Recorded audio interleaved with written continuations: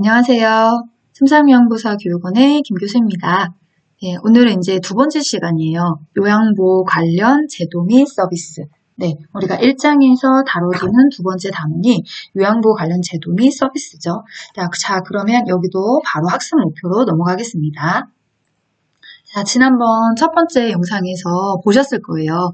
제가 자막에다가 이 학습 목표를 보면 이 학습 단원의 몇 단락으로 나눠져 있는지와 문제의 시험 문제의 개수의 분포도 대충 알 수 있다 이렇게 말씀을 드렸거든요. 그래서 학습 목표가 사실은 3가면 기본 3개 이상이 나오는 거고요. 학습 목표가 5개다 그러면 5개 이상의 문제가 출제되는 거예요.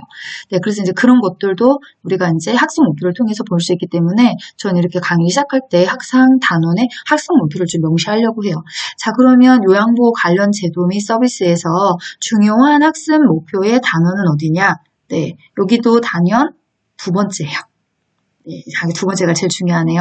노인장기 요양보험 제도를 설명합니다. 이렇게 돼 있어요. 그래서 여기도 첫 번째, 두 번째, 세 번째 나눠져 있는 거고 좀 두 번째에 나와져 있는 노인장기요양보험 제도를 좀 자세히 설명할 예정이에요. 자, 그러면 바로 들어가시도록 할게요. 여러분이 가지고 계시는 21페이지가 사회복지와 노인복지 단원이에요. 일단은 거기로 영상도 같이 넘기도록 할게요. 사회복지와 노인복지 단원이에요. 자, 근데 사회복지와 노인복지에서는 여러분이 실제적으로 시험에 나오는 교과서 페이지는 24페이지로 갑니다. 자, 24페이지로 가시면 노인복지 원칙이다라고 해서 노인을 위한 유엔의 원칙이 있어요. 몇 가지예요? 그렇죠. 5가지예요. 5가지. 자, 5가지인데 최근에 시험 문제에 좀 다루는 부분들이에요. 그래서 여기도 우리가 단어를 보면 쉽게 알 수 있는 부분이 분명히 있어요. 그래서 5가지의 원칙들을 제가 이제 설명하려고 하는 건데, 여러분 교재는 24페이지를 펴놓으시고요. 자, 그럼 첫 번째가 뭐냐면 독립의 원칙입니다. 자, 독립의 원칙은요, 중요한 게 어떤 의미를 먼저 기억하셔야 되냐면, 뭐의 독립입니까? 이렇게 했을 때, 경제적의 독립입니다. 경제적. 이 경제라는 단어를 조금 이해하시면, 쉽게 풀 수 있어요. 그러니까는 경제를 뜻하는 단어들이 있다는 거죠.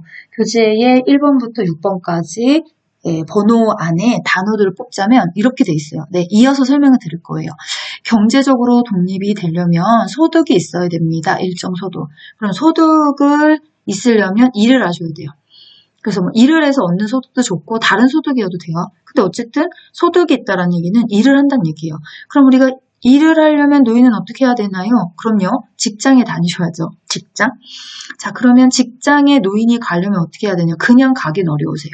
교육과 훈련이 밑받침이 됐을 때 새로운 직장을 얻는 게 가능해진다는 거죠. 자, 그 다음에 또 하나는 뭐냐면 가정이에요. 여기 가정. 날눠보는 거예요. 단락을요. 우리가 얘기하죠. 당신은 부자입니까? 누가 저한테 물어보면 저는 부자입니다라고 할 수 있을 것 같아요. 왜냐하면 소득이 있어요. 직장에 이렇게 여러분을 만날 수 있는 교육원의 강사로 일을 하고 있고요. 집이 있어요. 그래서 내가 살 수 있는 집만 있다고 하면 우리가 일정 소득이 있고 집이 있다고 하면 가장 경제적으로 그래도 독립이 됐습니다. 이렇게 말할 수 있는 조건일 것 같아요.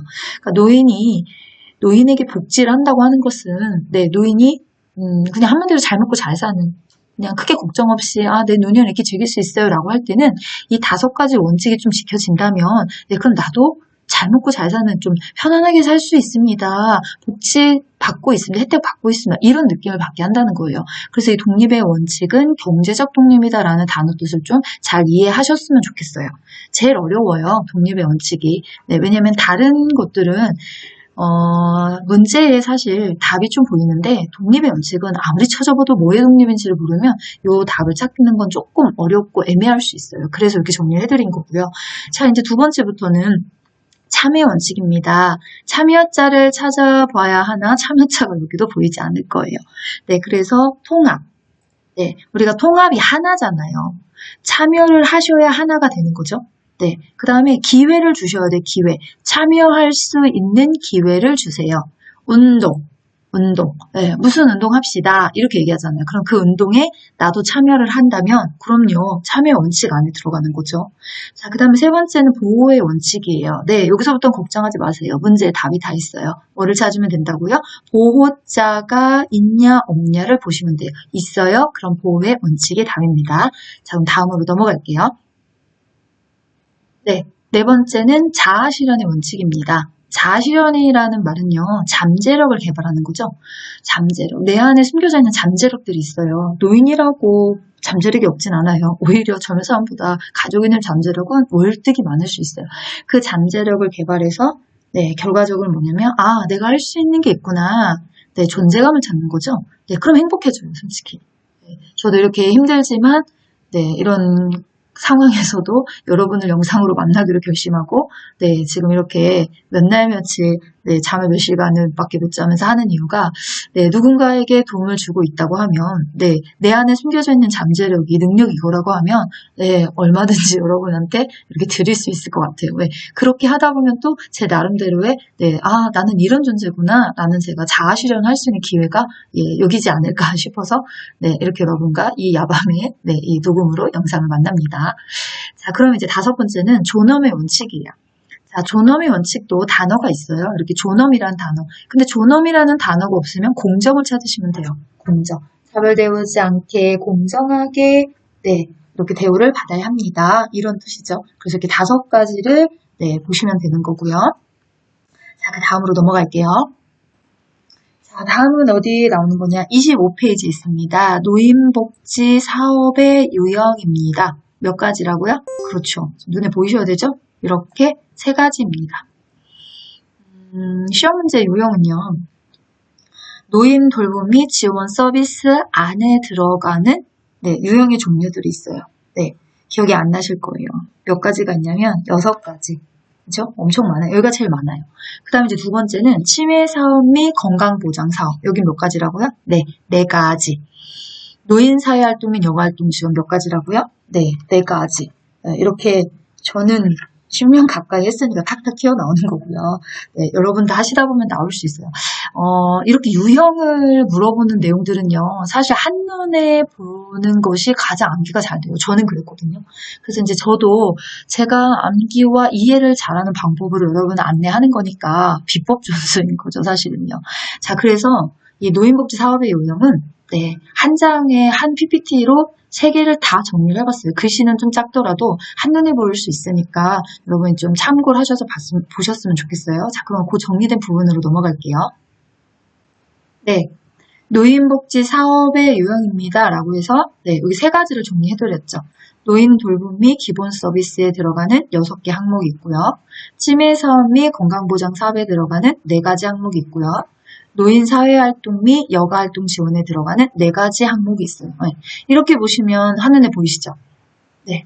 그럼 이제 문제의 유형은 이걸 가지고 문제를 내는 거예요. 여러분이 모의고사 1회에서도 풀어보셨듯이 다음 중 노인 사회활동 및 여가활동 지원 사업에 들어가지 않는 것은 무엇입니까? 이렇게 물으면 네, 노인 일자리 및 사회활동, 노인자원봉사, 그 다음에 경로당, 노인복지관, 나머지 하나에다가 노인보호 전문기관 이렇게 쓰면 5번이 정답인 거죠. 네, 유형 찾기예요. 유형 찾기. 그래서 자세하게 노인 돌봄 종합 서비스가 뭡니까? 이런 건 잘 되지 않나요? 대신에 뭐냐면 이 항목들의 각 대표적인 이 이름 안에 들어가는 것들이 무엇인지 유형은 한 장으로 정리를 해두시면 돼요. 네, 그러면 네, 여러분이 이렇게 정지 화면을 놓고 네, 옮겨 쓰셔도 좋고요. 정리가 아직 안 되셨다면 정리가 되셔서 교재에 써 있다고 하시면 좀 반복적으로 보시면 좀 얘도 금방 이해가 될 거예요. 네. 자, 그럼 이제 다음 페이지로 넘어갑니다. 30페이지로 가실게요. 자, 그럼 30페이지에 가시면 노인복지 시설의 종류, 네, 노인복지 시설의 종류에 대해서 설명을 하세요. 자, 노인복지 시설의 종류가 네, 사실은 4가지가 있는데요. 네, 그거 중에서 일단은 2가지를 좀 먼저 보도록 할게요. 자, 첫 번째가 뭐냐면 노인 주거복지 시설입니다. 하나는 노인 의료복지시설입니다. 네, 제가 단원 정리하면서 여러분한테 질문하는 부분이죠. 선생님들, 노인주거복지시설과 노인의료복지시설을 분류하는 기준이 뭔지 아세요? 이렇게 물어봐요. 네, 그럼 이제 막 고민하세요. 둘을 나누는 기준이 뭐지? 이렇게 고민하세요. 네, 여러 가지 의견을 이야기는 하시는데, 네, 이렇게 뜻은 알고 계신 것 같아요. 근데 이제 그거를 딱 정의를 내리는 게 어렵다고 얘기를 하시거든요. 네, 그럼 제가 정리를 해드릴게요.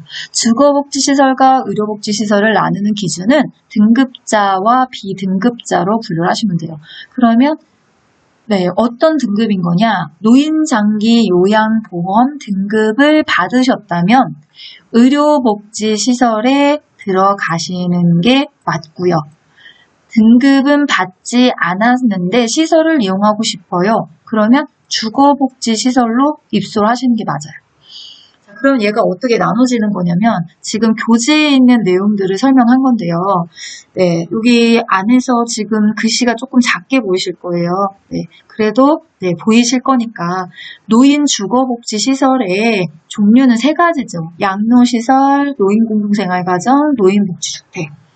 네, 그러면 양로시설과 노인 공동생활, 노인복지주택의 설치 목적가 맨 앞을 보시면 공통점이 보이세요. 그냥 노인이에요. 우리가 65세가 넘으면 우리나라는 노인입니다. 이렇게 우리가 부르죠.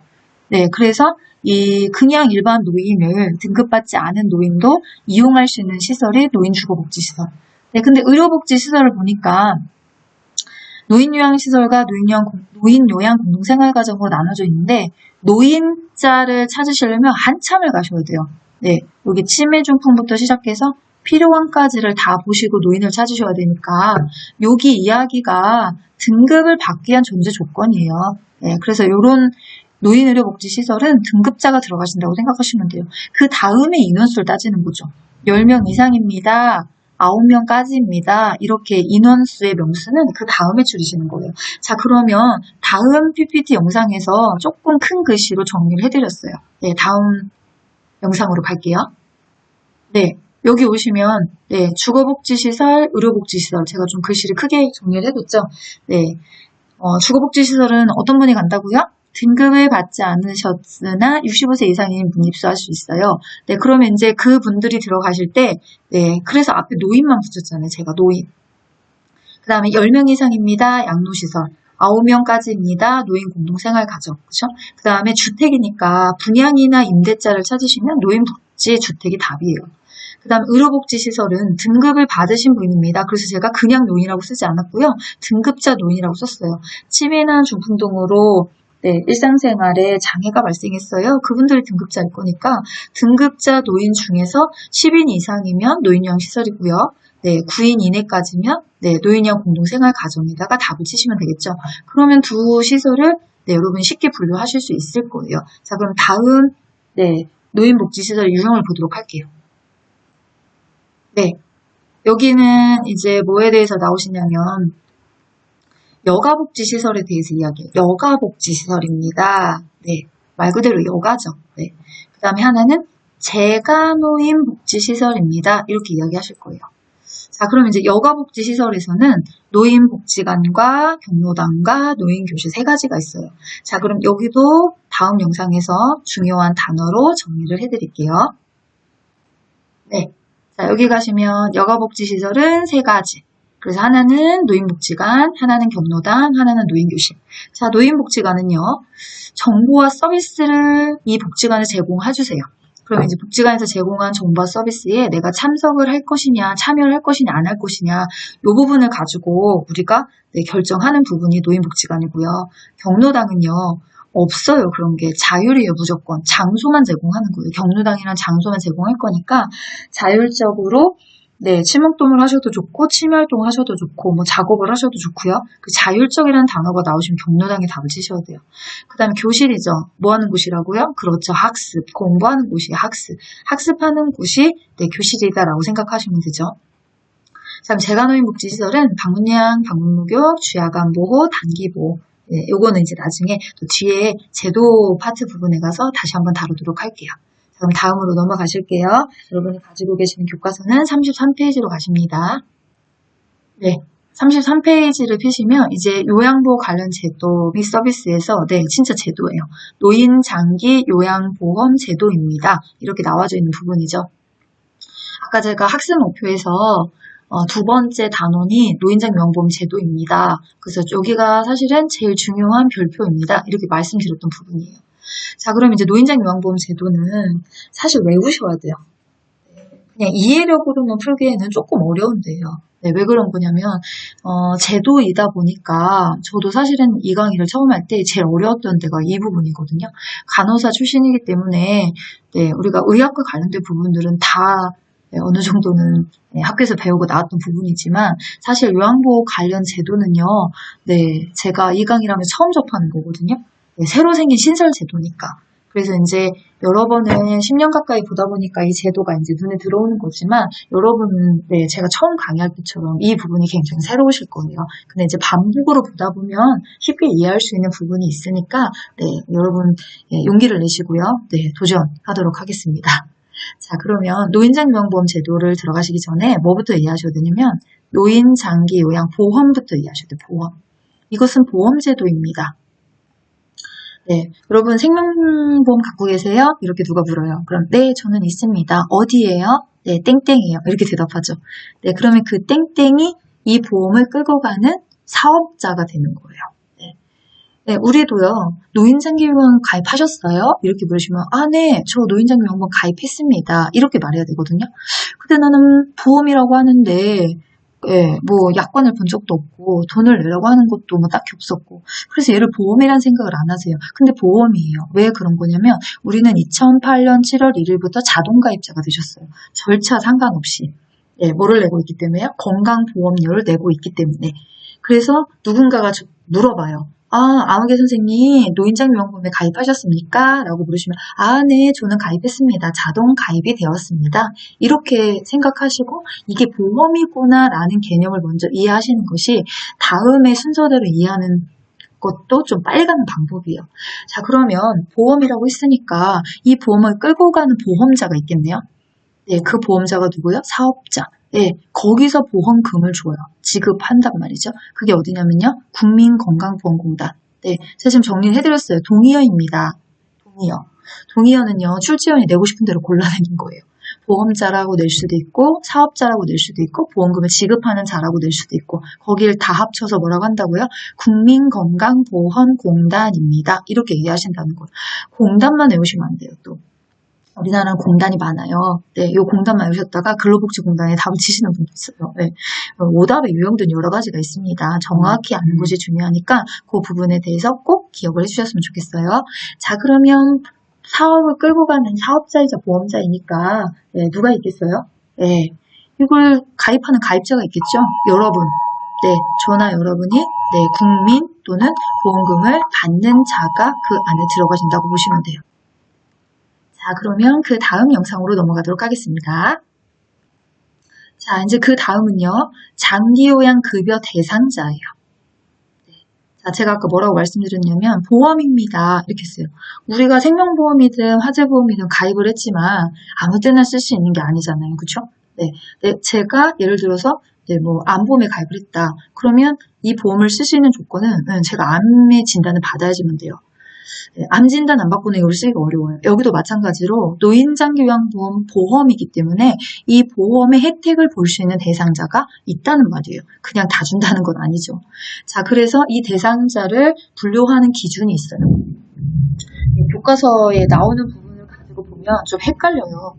국어학자는 그 어휘순이 맞다고 하지만 제가 보기에도 그냥 읽으시면 오답으로 갈 수 있는 부분들이 꽤나 많이 갖고 있어요. 그래서 여러분 교재에 갖고 있는 내용들을 제가 영상에서 따로 정리를 해드렸어요. 중요한 건 또는이에요. 또는 여기에 들어간다는 거예요. 자, 그러면 어떻게 분류를 하는 거냐. 일단 나이로 분류하죠. 65세 이상인 자이면서 질환을 가졌어요. 이 질환은요. 여러분이 이장에서 의학에서 배우신 모든 질환이 사실은 다 포함되는 거예요. 65세 이상이시면 우리가 소화기계부터 심혈관계까지에 들어가 있는 모든 질병들을 가진 자이면 일단 대상자 조건이 돼요. 대신에 그걸로 인해서 거동이 불편하거나 치매로 인지 저하가 되어서 6개월 이상 혼자 일상생활 어려운 자, 얘는 교집합이에요. 세 가지 조건이 다 맞으셔야 되는 거죠.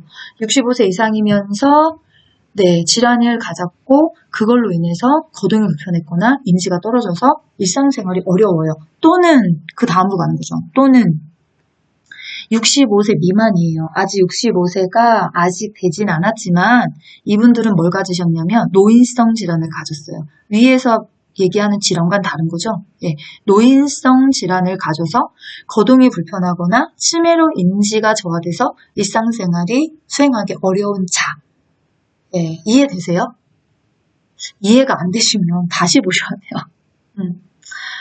주간반에서는 제가 나름 또 정리를 해드린다고 하는데 이 영상은 아마 주간반만 보진 않으실 거예요. 야간반 선생님들도 같이 보실 건데 이해가 안 되시면 선생님들 2번 이상 읽어보셔야 돼요.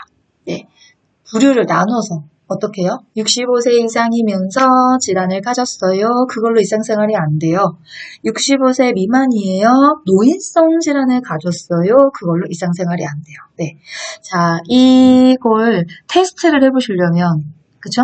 여러분이 테스트를 해보시려면 가지고 계신 34페이지에 그 급여 대상자 옆에 노인장교양보험급여 대상자 여부라는 게 있어요.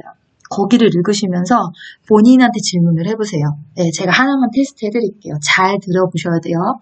자, 결핵으로 신체 활동이 어려운 70세 남자는 장기요양급여 대상자일까요? 아닐까요? 답하셨어요? 그럼 제가 정답을 공개해드릴게요. 대상자입니다. 맞으셨나요? 저는 알 수가 없어요. 여러분이 영상을 들으시면서 여러분이 답을 맞추셔야 되니까. 자, 그러면 여기에서 아니다라고 대답하시는 분들이 가끔 계세요. 뭐가 정리가 안 된 거냐면 70세 이상, 70세면 65세 이상이시잖아요. 그럼 결핵이래요. 그럼 돼요. 그냥 질환이니까.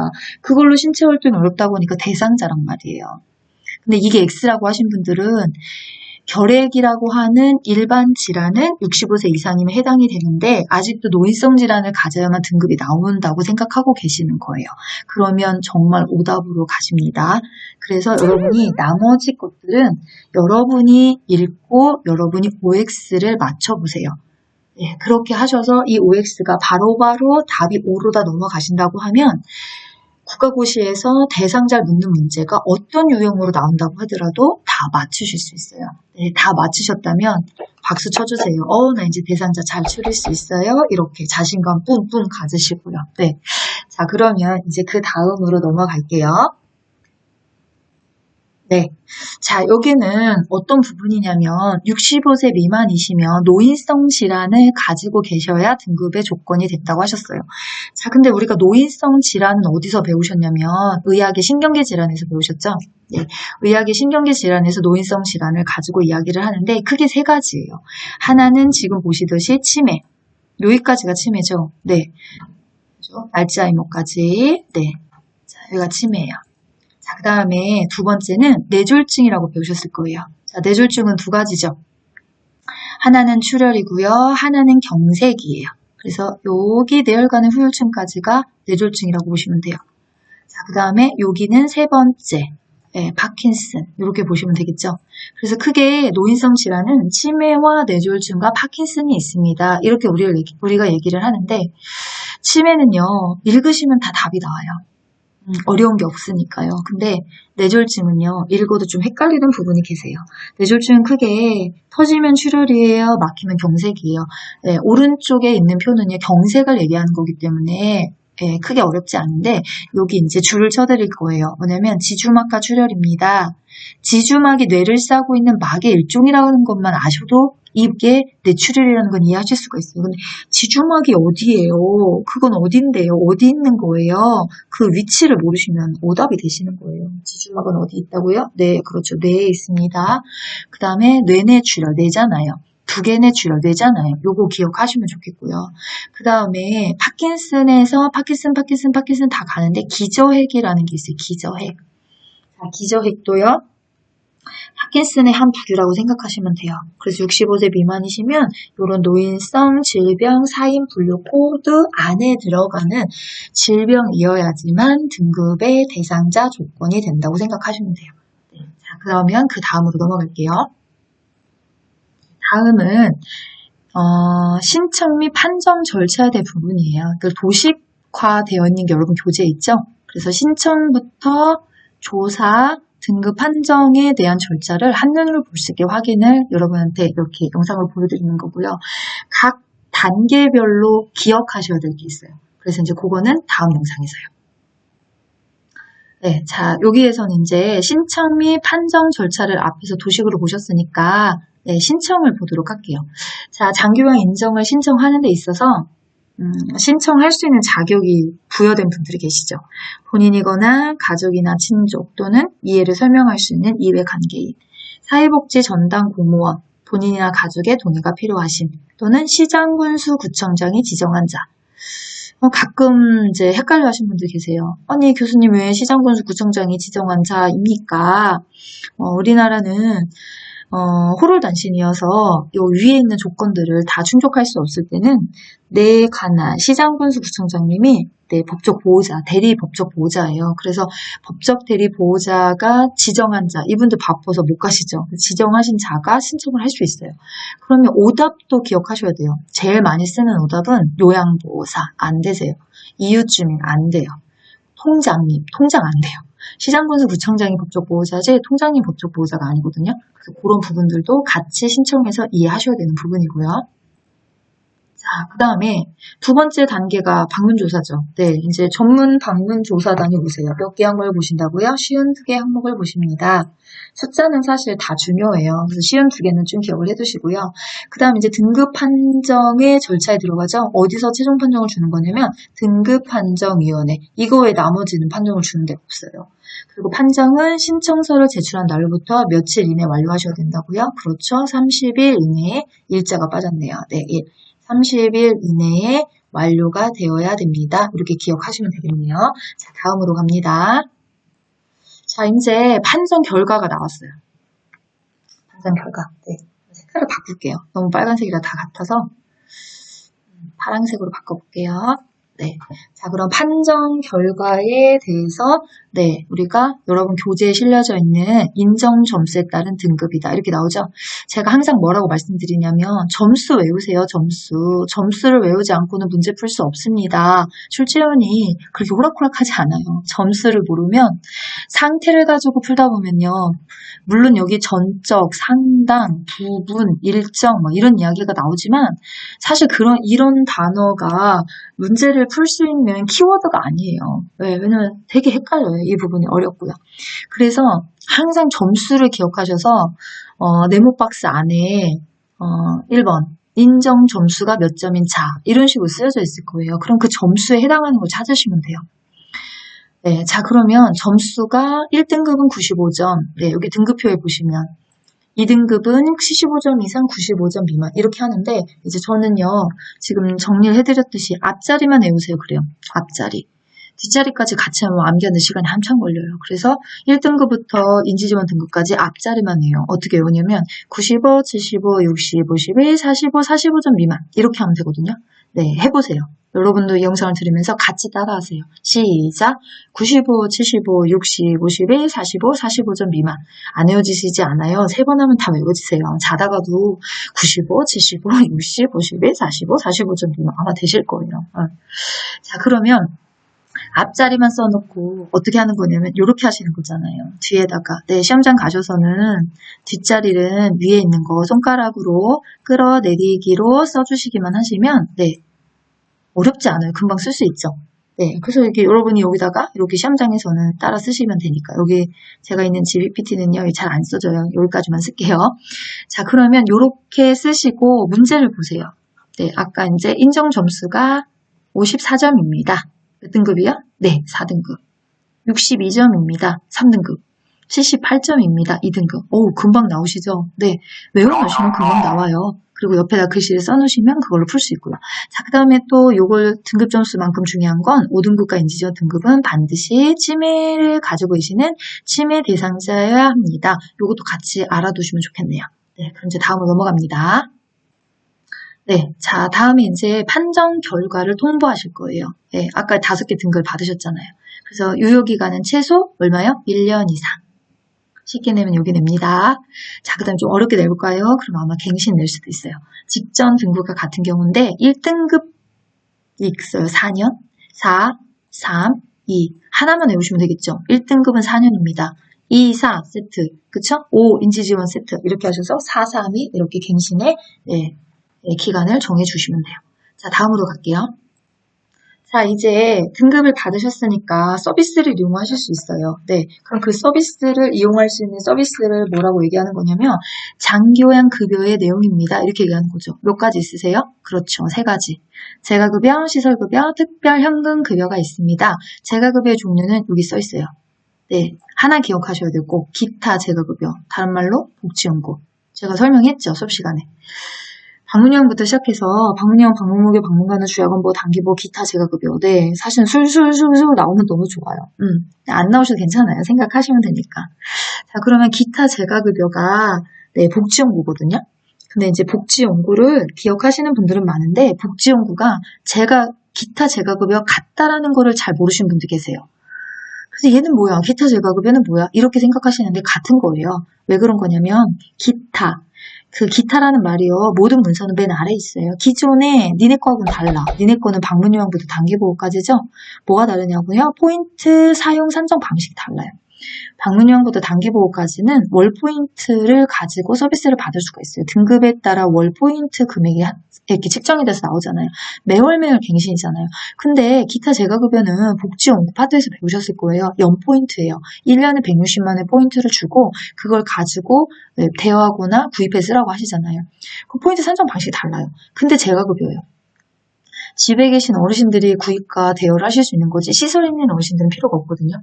그렇게 기타 재가급여는 복지연구와 같은 개념이고 기타 재가급여가 기존의 니네 거들하고는 포인트 산정 방식이 달라. 그러나 집에 있는 사람들한테만 쓸 수 있게 주는 급여인 거야. 이렇게 이해하시면 네, 조금 쉽게 이해할 수 있을 것 같아요. 네, 자, 그럼 그 다음에 급여로 넘어갈게요.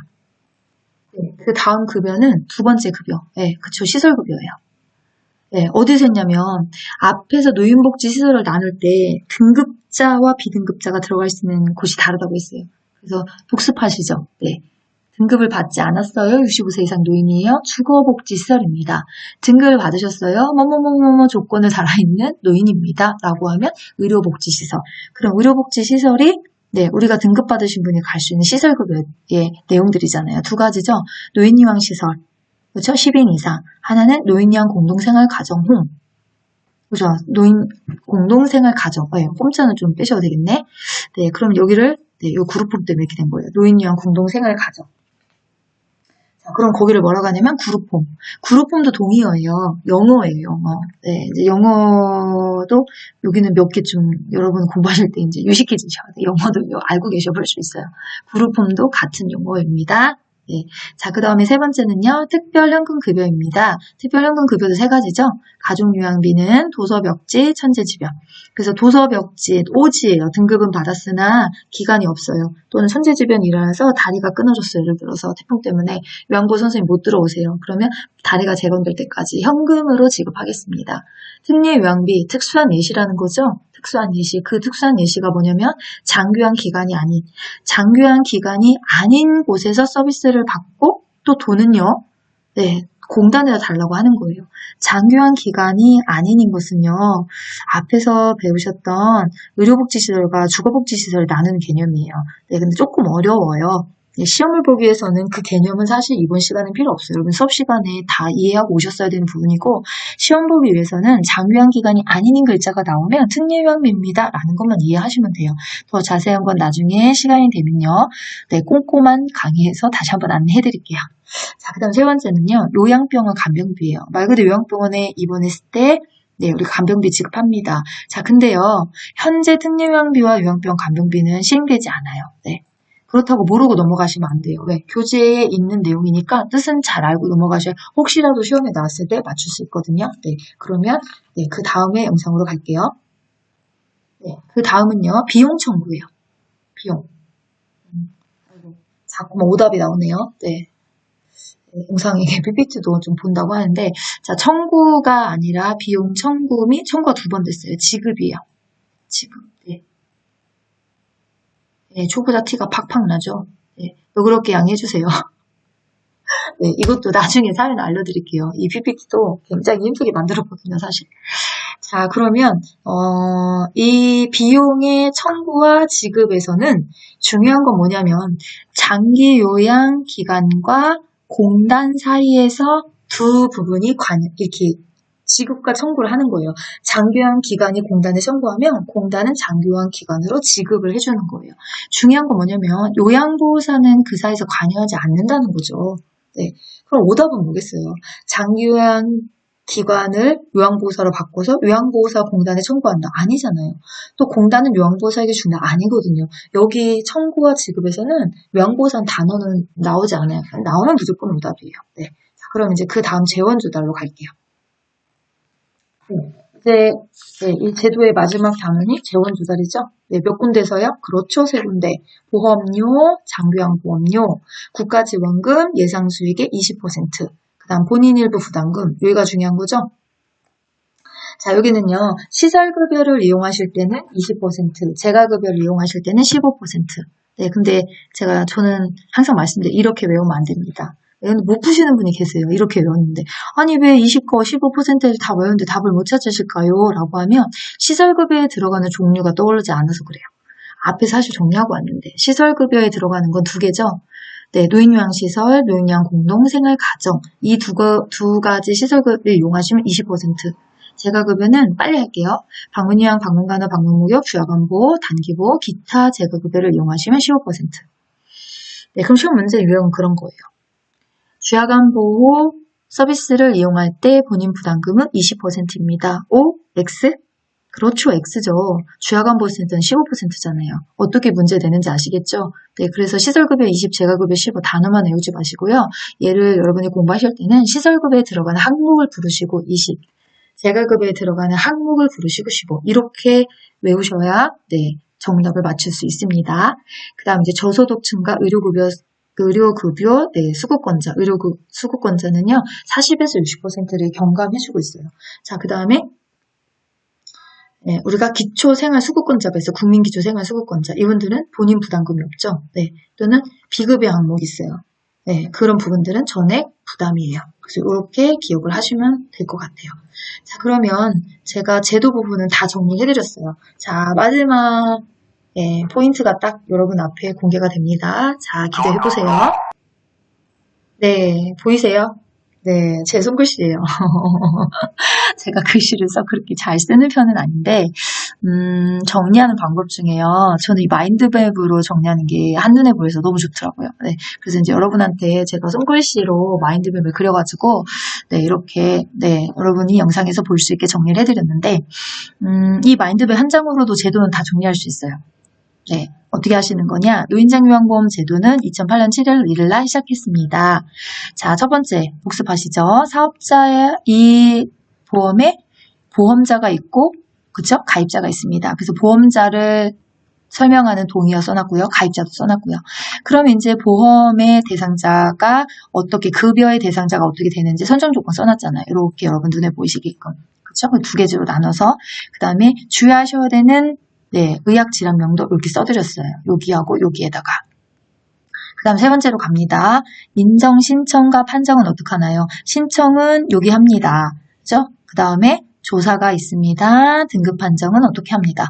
판정 결과까지 제가 써놨죠. 이렇게 앞자리만 써놨잖아요. 네. 자, 그 다음에 판정 결과를 통보합니다. 유효기간은 최소 1년이고요. 직전에 갱신도 써놨어요.